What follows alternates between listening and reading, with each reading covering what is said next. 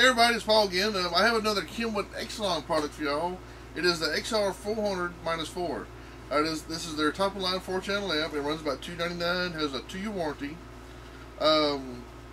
It's real small and compact amp. The power ranges from like 70 watts RMS by 4 into 4 ohms, 100 watts RMS by 4 into 2 ohms, and 200 watts RMS into 2 at 4 ohms.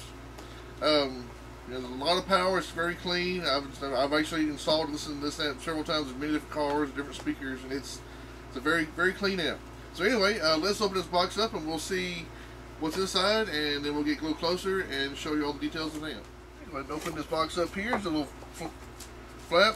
Here is the instruction manual. It's got 2 Allen. It's got 3 Allen keys. It's got a couple of mounting screws. Allen wrenches, I mean. As long as the warranty card, and that's it for the box. There's nothing else. There's no bass knob or bass cords or anything. So here's a little bit of styrofoam, and nice little foamy bag that it's in, and there it is. Let's go get zoomed in closer, and I'll show you all the different little doodads. We'll get my handy dandy ruler out, which is over here. No, over here. Here it is. And I'm going to take some measurements so you can see just how big it is. You can see I got my hand right on top, and it's not very big at all. So I guess we'll start from, this side will be easier to measure. Got from here to over,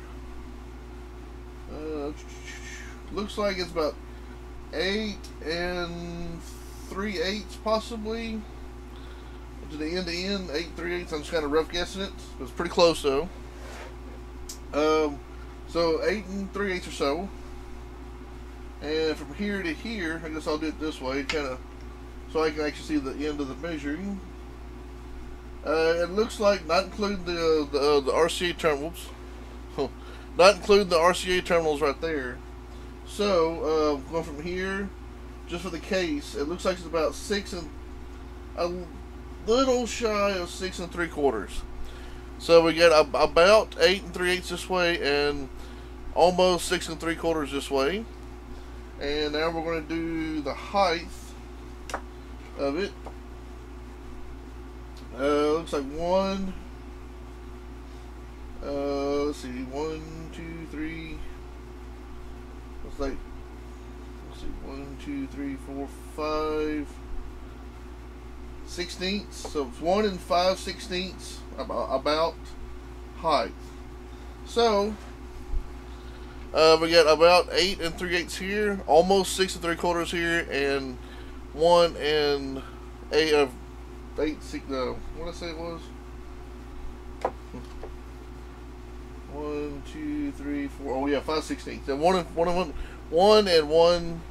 5/16. I mean, I'm terrible at measuring today. So 8 3/8 or so, 6 3/4, and 1 5/16. So that's how big it is. I'm going to put my measuring thing down. Before we go any further, if you notice, there's like a little bar here with these 2 screws. So what I'm going to go ahead and do is I'm going to go ahead and take those 2 screws out, because it's like there's like a little panel hiding some stuff. So as you can see, I'm unscrewing this screw here. So it's real short. And I'm going to go ahead and undo the second one. And I apologize for being all up in the video. Alright, so you got 2 screws out. And all it is a little removable panel. There we go. Alright, so it's a little removable piece. And what it does is it hides all your screws. Your wire holding nuts, I guess is what you want to call it. I can't think it offhand, but anyway, you put your wire in here, rotate, and you got your corresponding Allen screws to screw it down with. So you got your 2 4-gauge inputs here. You got, I might as well go and start on this end right here. You got your actually got 2 30-amp fuses. Got your 4-gauge input. It wouldn't hurt to put 4-gauge in here. That way you got plenty of power. If I don't need that, but it has a hole for it, I'll stick it up anyway. In between the ground and the battery is where it says Pecan. Is actually has power connection or remote turn on. And then you got your ground, it's also 4 gauge. And these are speaker output A, left positive, left negative, right positive, or left positive, right negative from here to here. Bridge. You can also see it down here at the bottom, a little diagram showing you which ones to bridge it on. That'll be at a 4 ohm load. Each channel handles 2 ohms, down to 2 ohms. Over here, the next set is speaker output B. Get your left positive, left negative, right positive, and the same thing as before, left positive, right negative. These two for bridging, and as always, like this over here, there's also another little diagram for bridging. You got your line in A, left and right, line in B, left and right. So these are your inputs for RCAs, and that's everything on this side. And like I said, you back the screw out using the tools that came with the amp, stick your wire in and screw back down, and the wires won't come in. And then when you get through getting all your wires connected, you take your nice little black brushed aluminum looking panel, because that's what the whole amp looks like it's black brushed aluminum. Put your cover back, get your 2 little tiny screws. They're really small, not too terribly small, and just screw them back into place. That way it'll hide those connections, keep dust from getting in there, and then other things that might, maybe short out some wires and stuff. Alright, so those are tightened back down. Let's go ahead and go down to the side over here. There's nothing but just like probably a heat sink. And on the other side, exactly the same. And also, you can see you can mount it down with some screws. And on this end, this is actually the business end. This is where you get your hertz, your high pass or HBF, low LPF, which is high pass filter, low pass filter, ranging from 50 to 200 hertz. And this is also a digital amp too. So anyway, I'm going to use my little small thing as a pointer. So you get a little bit closer here. Got right here, this is input. You got A, B, or you select it to A. What that means is you can have the AB is front and rear channel, or you can switch it to A and then just use it as a 2-channel amp.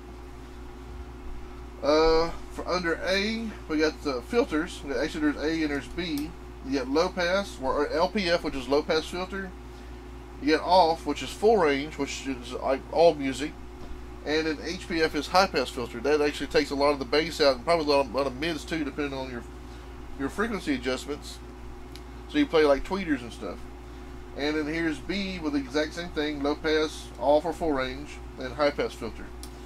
Directly underneath, almost, we got your for A, you got your minimum input sensitivity. You got minimum 5 down to I'm trying to read it here, to 0.2, which is max, so you can adjust it. It's kind of like a mini gain. It also helps with the inputs of other radios that have higher or lower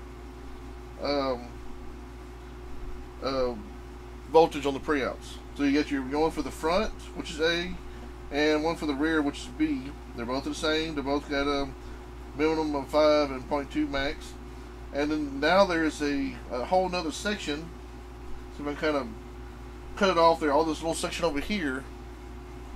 We get this is the frequency range. You got A, you got low frequency range or high frequency range, for bass or mids and highs. And you got your B. Same thing. And under here you got the 150 hertz or 7.5K, which mostly is like tweeter range. And you got the same thing for B, 150 hertz to 7.5K. And down here you can dial in, they're